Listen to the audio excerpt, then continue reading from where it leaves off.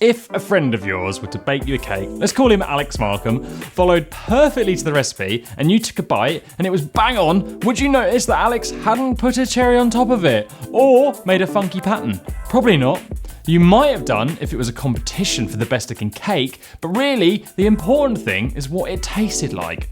When we think of video editing, we often think of funky effects, bold transitions, titles, animations, and all of those fun things. The thing is, this isn't editing. Okay, it is, but it's not really what makes videos work. You need to get the basics right so that your video, like the cake, tastes amazing. To do this, I'd like to introduce you to layers, not a technical term, just the thought process that helped me learn to edit. It does not matter what software you're using, the 7 layers of the editing cake are the same across all platforms. Use them in your vlogs and you'll make more professional video without ever touching flashy effects. Layer 1, the narrative. The narrative, or A-roll, is the main content of your video. It's the information on an audible level. What you're watching right now, this is the narrative. Now, there are some essential elements when it comes to editing narrative. Number 1, you need to make sure what's coming out of someone's mouth makes sense. Number 2, you need to cut out any repetition or waffle. Number 3, you need to perfect timing. Number 4, you need to reposition information. Let's look into each of these sections separately. Parts 1 and 2, making sense of all of it and cutting repetition and waffle. Vlogs are shot in different ways, scripted and non-scripted. What you are watching right now, this is scripted. The benefit of this, we film in little chunks, never deviate from the script, well almost never, and then all you have to do when editing is import the files into your computer. They will already be in the right order, and if it's written well, there will be no repetition. You can delete the takes that didn't work, if there are any that is, and then just line up the ones that did. For non-scripted, you have your work cut out. You have to import the clip and then decide which pieces of narrative to keep. If you or whoever was talking was winging it, you need to keep an eye out for repetition. Cut that. Tangents, cut them. Ums and ahs and any behaviour which distracts from the narrative, definitely cut them. And then work on making sure all these cuts piece together in an order which works for the viewer. We will be making more videos on cutting that go deeper, so hit subscribe so you don't miss out on them. Yeah, once you've done that, move on to the third part of editing the narrative, timing. This is where we introduce your first basic cut to master, the jump cut. Jump cuts are basically where you cut the narrative, maybe delete a little bit of what was filmed, and then bring it back further down that clip. That could be 20 seconds, or it could be 1 second. You simply jump through time a little. We're going to jump cut now for a little bit to show you what it looks like. Jump cuts, as mentioned before, in their simplest form, can be used to hide errors or add energy. You often see this jump style on YouTube videos. You don't just cut randomly all over the place though. Ideally, you do it before a new piece of information or the start of a sentence. You also kind of want the jump to be pronounced, so check this out.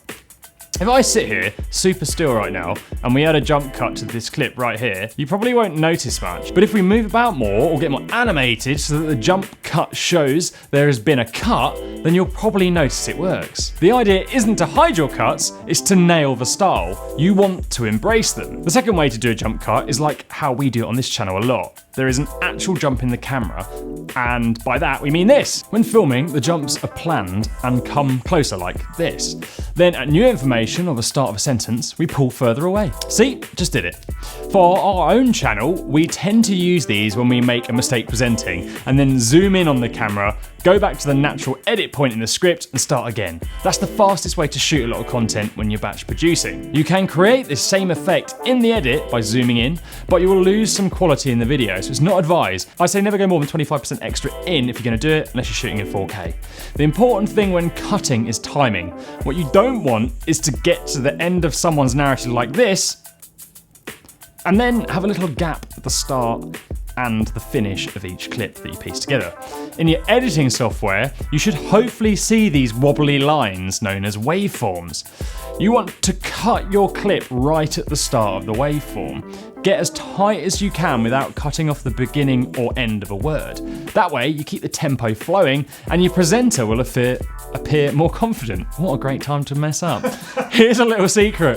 When you get used to doing this on scripted videos, because you don't have to worry about cutting the actual content, you can actually line up an entire narrative without listening to the thing. In fact, I probably edited the whole layer 1 of this video with the sound off.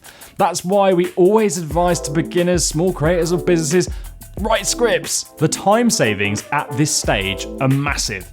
And finally, when ending the narrative, you want to make sure the order of information works. Now, we mentioned this before in the non-scripted version, but actually even in a scripted video, this is your last chance to decide what information makes the cut. Sometimes you might watch it back and think, actually, that information is not that relevant to the topic, or feel that the video is dragging, so you can decide to cut an entire section. A good editor will know when to ditch information, and sometimes, although it feels hard to let go of, deleting things makes videos so much better. You can always hit edit undo as well if you don't like it. This is a more journalistic approach to editing, but it's all part of the same package. Next up, we have B-roll. This is the video or pictures that go on top of the narrative. So on your editing software, you'll have a timeline. The narrative sits in the first layer and the B-roll on top. Your viewer will see whatever is on top of the pile.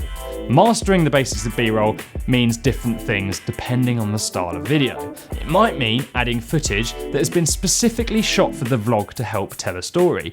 Or it might mean raiding a bank of stock footage and finding a clip that is relevant to the information being discussed in the narrative. If you're producing a vlog, we'd always recommend filming your own B-roll. We've made a video here all about that, just in case you want to check it out. Knowing when and where to use this is important. You want to come back to the person on camera to keep it personal, but also cut to B-roll to keep the viewer engaged. You might have noticed all we do is talk on plain backgrounds. If this video were 10 minutes of me chatting on plain or even not a plain background, it'd be boring as anything.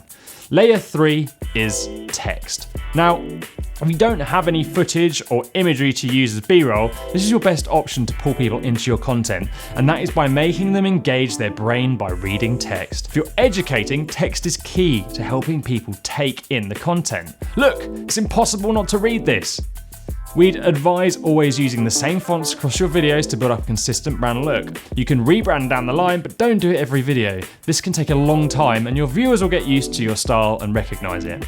You don't want to add a massive sentence of text though, but paraphrase the point being made in the narrative in as fewer words as possible. You'll notice we do it at every section. Try not to read the text over the next few sections. You should really then feel its impact. Layer 4, correction and grading. We don't want you to get caught up on this as a small creator. A lot of what you can do here depends on what camera you're using. If you shoot on more professional cameras, you have to spend the time on this section. We'll show you why. We'll turn off the adjustments we've made to this shot right now to show you what it looks like straight out of a professional camera. Ugh, not great, right? I look bland as raw porridge. Cinematic cameras and some of the flatter profiles on DSLRs record like this, so that you have to do more correction in the edit. Something like a phone or a GoPro records ready to use, so you don't really have to touch anything. The issue with these are, if you do try to colour correct them, the image tends to fall apart and looks pretty nasty most of the time. As a small creator, spend more time on the other layers we're talking about, and then add to your grading skills over time. You might need to do a basic colour correction, which is simple on a lot of free or cheap software. Just focus on bringing up the exposure if the scenes are a little bit dark, or bring down the exposure if it's too bright, and then the saturation, bring it up if you want your colours to pop, but not too much. Ugh. Layer 5 is your sound. You might want to chuck in a few sound effects like this. Or maybe add some ambience to the scene. It's amazing how much of a difference these things can make to content. Just make sure they don't compete with the narrative. I'm beaten. On more advanced software, there's a lot you can do with sound, but also a lot you cannot. Reducing things like echo and background noise can be a real nightmare, so try to shoot somewhere that's not too noisy and never rely on the edit to save your sound. For basic vlogging sound editing, you just need to be able to hear the talking. So if it's quiet in places, bring the volume up. and try to keep it consistent across the whole video. Layer 6, final checks. Watch your video back, keep all of these things in mind, and of course check for any typos.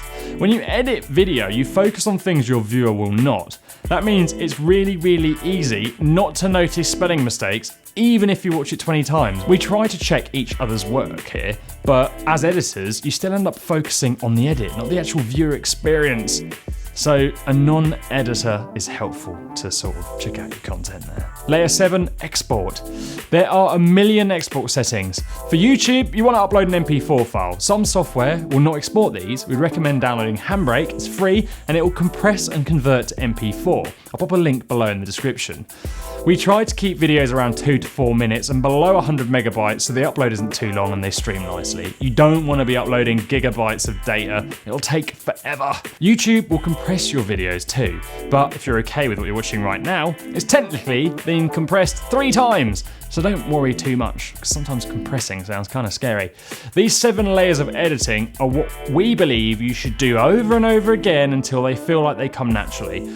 The thought of editing videos is what stops most people from doing it. It takes ages to start, mainly because people try to be too fancy. They want to use all the effects and transitions, but these just overcomplicate things.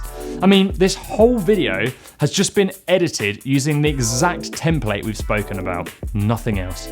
When you feel comfortable with them, look at upgrading software and adding more effects and color grading. Just don't try to add a cherry to the pile of ingredients before you bake the perfect cake. If you want to learn about editing or making YouTube videos, or just haven't used your mouse for a while, hit subscribe and check out our editing playlist for more editing videos. And if that doesn't get your juices flowing, why not watch our latest release and smash that like button, smash it around the head like you just want to kill the thing. We don't endorse violence.